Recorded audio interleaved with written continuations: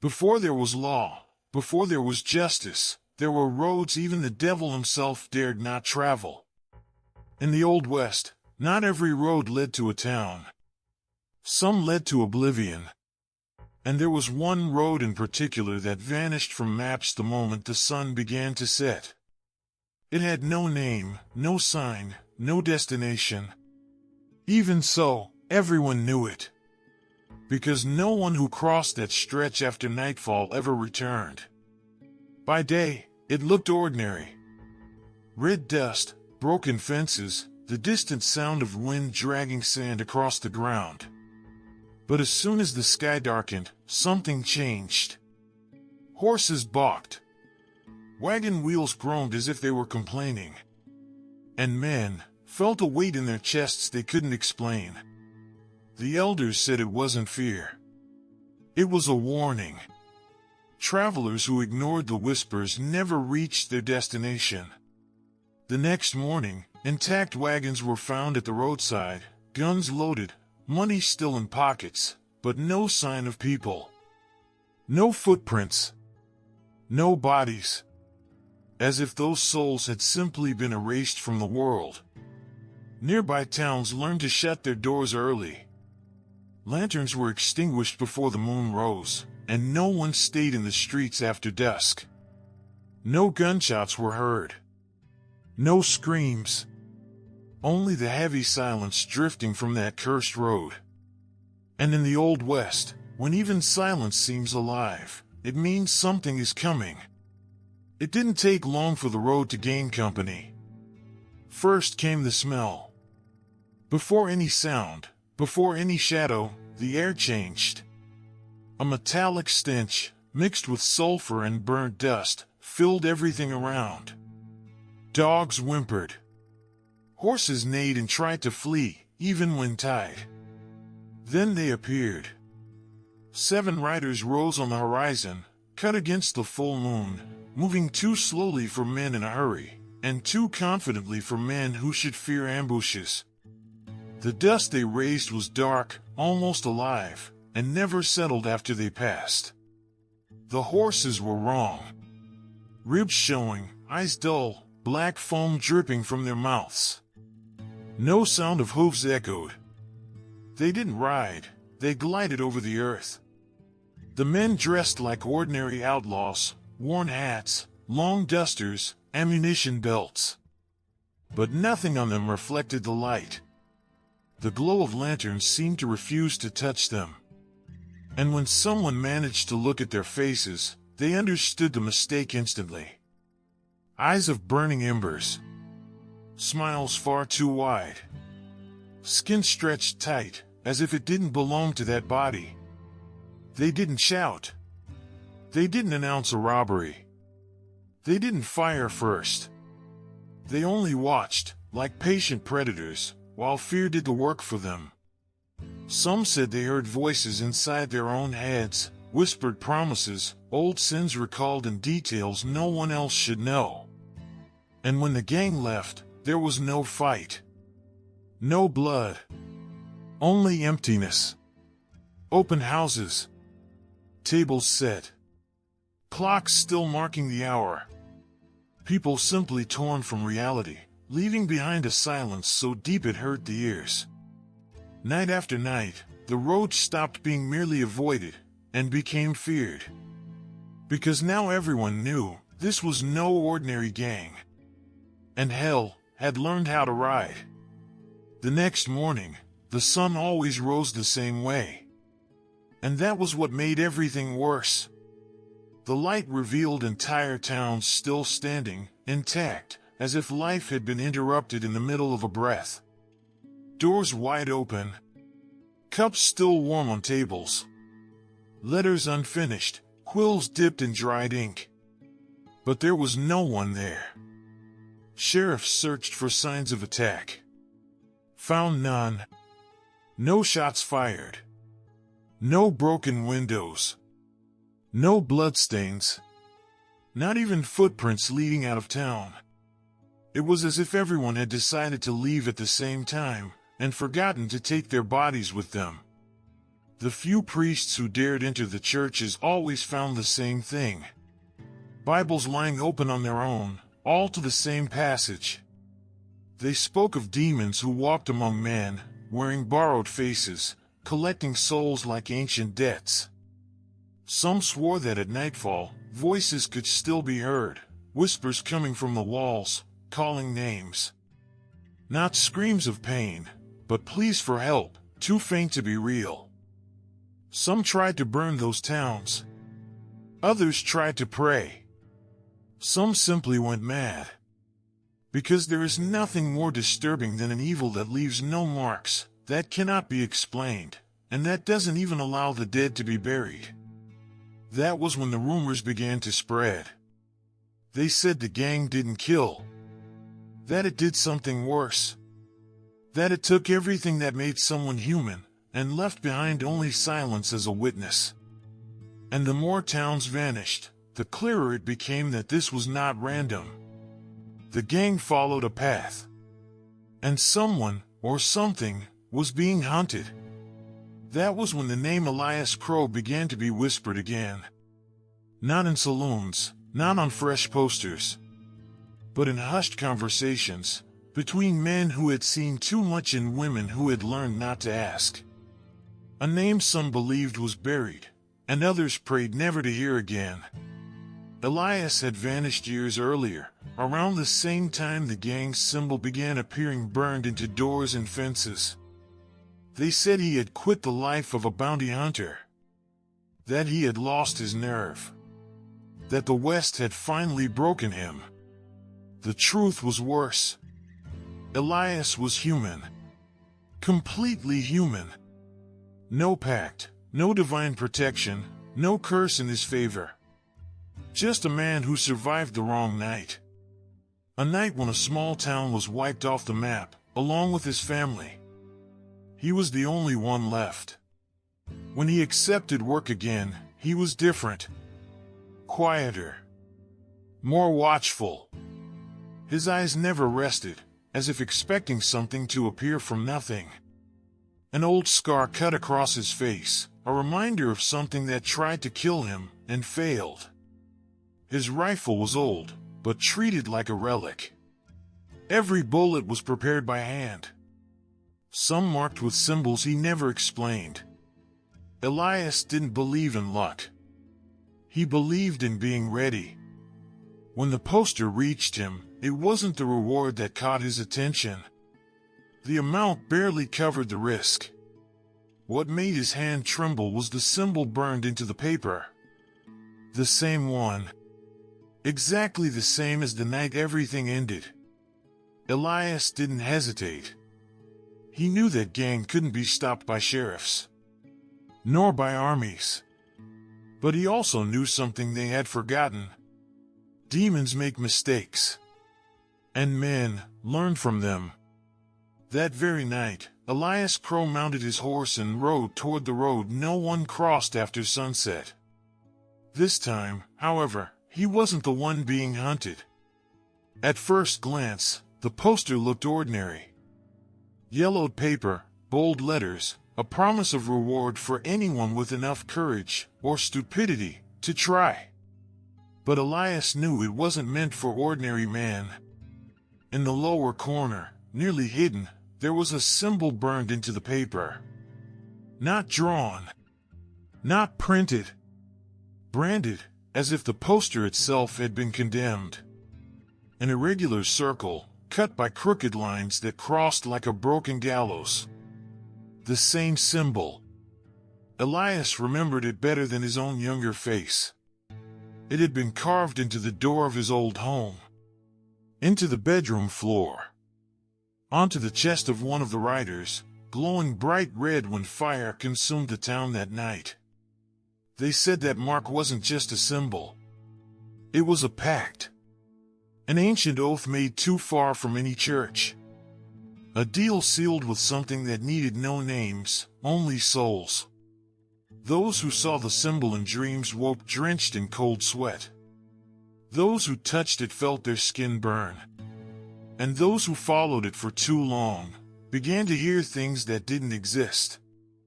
Elias folded the poster carefully and slipped it into the inner pocket of his coat. He knew it was more than a warning. It was an invitation. A provocation. The gang wanted to be hunted. Wanted to measure itself against the only man who had escaped them. That night, as he made camp, Elias felt the air grow heavy. The campfire flickered without any wind. For a moment, he was certain he heard footsteps circling the edge of the firelight, but there was nothing there. Still, he smiled faintly. Because now he was absolutely certain of one thing: the gang remembered him. And that meant the hunt had already begun, on both sides. The trail wasn't meant to be followed. It was meant to drive a man mad. Elias began to sense it in the very first abandoned town. There were no hoofprints, no tracks in the dust. And yet he knew where to go. The air felt heavier in that direction, as if the land itself were trying to push him away. There were no bodies. But there was time. Animal carcasses lay scattered around the outskirts, aged decades in a matter of hours. Dried hides, exposed bones, sunken eyes as if they had stared into something that stole not only life, but years. At crossroads, Elias stopped. The wind blew differently there. It carried voices. Not full words, just fragments, names, pleas, memories that weren't his. The longer he stood still, the stronger the feeling grew that someone was right behind him, breathing. At night, the dreams came heavy. Elias saw the road stretching endlessly, and in the distance, 7 silhouettes waiting for him. Always motionless. Always smiling. He woke with his hand on the rifle and his heart racing, certain that if he delayed even a second longer, something would cross into the circle of firelight. The most disturbing part was the growing certainty that the gang knew exactly where he was. They didn't leave signs by accident. They left them for fun. Each mark was a warning, each empty town a clear message: go on, if you dare. In an old forgotten cemetery, Elias found another mark of the symbol, carved into a broken headstone. The name of the dead had been erased, but the date remained. It was the same as the night his town was taken. There, for the first time, he felt doubt. Not fear. Doubt. Because he was beginning to understand that this hunt might not have been started by him at all. Perhaps he was only walking a path laid out long before he was born. Even so, Elias went on. Because some men don't know how to stop. And some destinies demand blood before they are fulfilled. The canyon appeared at dusk, like an open wound in the earth. The red stone walls rose too high, too narrow. A place where sound didn't escape, it only came back. Elias felt the warning the moment he entered. The horse slowed on its own. The wind stopped. This was it. At the center of the canyon, 7 silhouettes waited. Mounted. Motionless. No dust in the air, no sound of hooves. They looked like part of the landscape, as if they had always been there, waiting only for the right moment. The leader slowly tipped his hat. For the first time, Elias saw his entire face. The skin was far too pale, stretched like old leather. The eyes glowed with a deep, ancient red. When he spoke, his voice echoed against the walls, multiplied, overlapping. "Took you long, Hunter?" None of the others moved. They didn't need to. The trap was already closed. The canyon was too narrow to flee, too high to climb. Every exit was covered in shadows that seemed to move on their own. "You should have stayed buried with the rest," the demon continued, smiling. "But humans always insist on surviving." Elias dismounted slowly. He didn't answer. He simply planted his feet in the dirt and adjusted the rifle on his shoulder. His eyes weren't searching faces, they were searching patterns, mistakes, openings. The leader laughed. You still believe you can kill us? The answer came as action. Elias pulled the trigger. The first shot thundered through the canyon, ricocheting off the walls. The bullet tore through the chest of one of the riders, who screamed, not in pain, but in fury.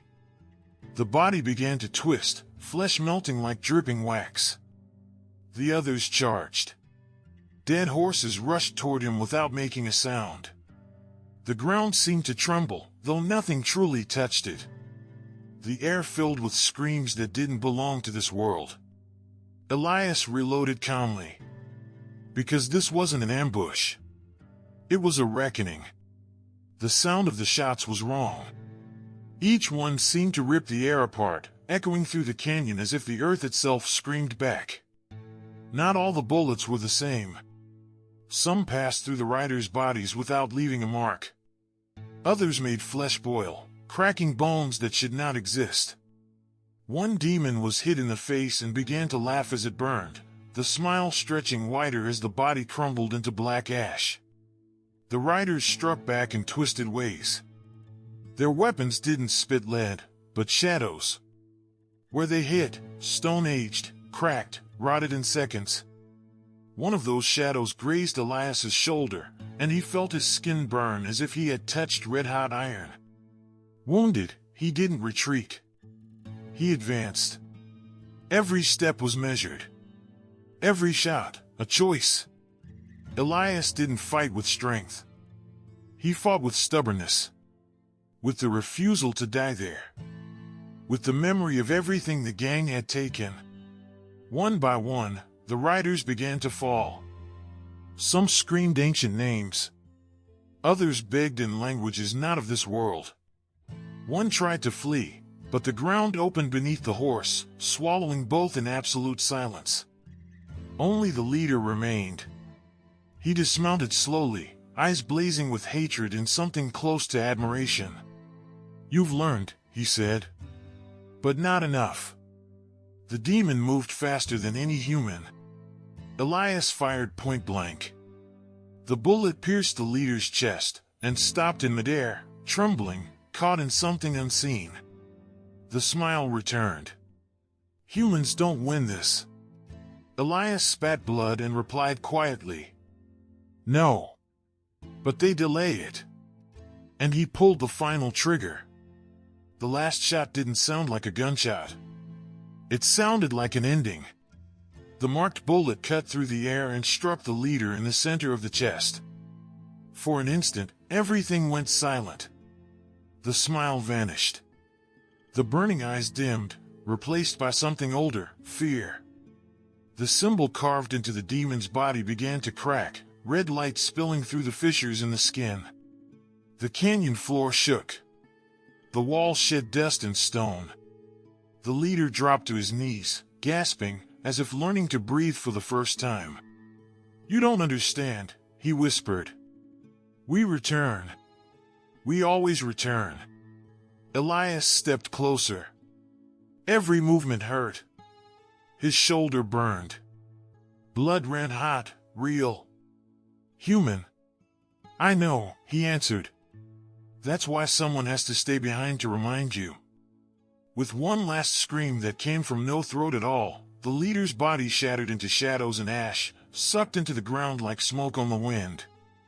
The burned symbol remained etched into the earth, pulsing for a few seconds, then vanished. When it was over, the silence returned. Heavier than before. Elias dropped to his knees. The strength that had kept him standing finally left him.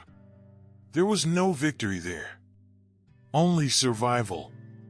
Each demon felt seemed to take a piece of him along with it.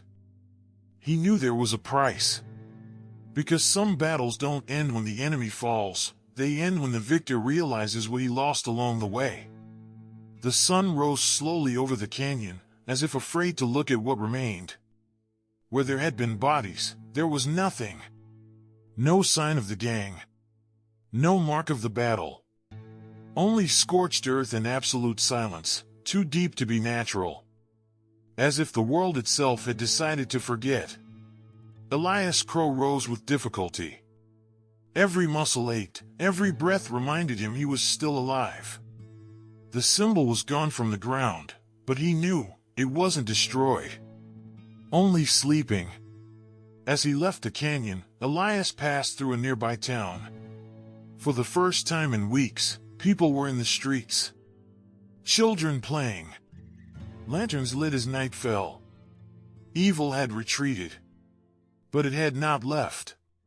Elias didn't stop. He didn't ask for thanks. He didn't accept rewards.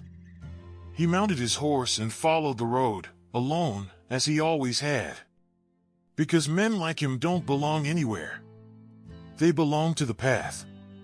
Some say that on nights of a full moon, a lone rider can still be seen crossing the desert. Others swear that when the wind blows strange and the smell of sulfur returns, he returns as well. Because in the Old West, hell never closes its doors. And as long as it rides beneath the darkness, Elias Crowe will be there, waiting. If this story kept you until the end, like it, subscribe, and stay with me, because the next legend of the Dark West is about to begin.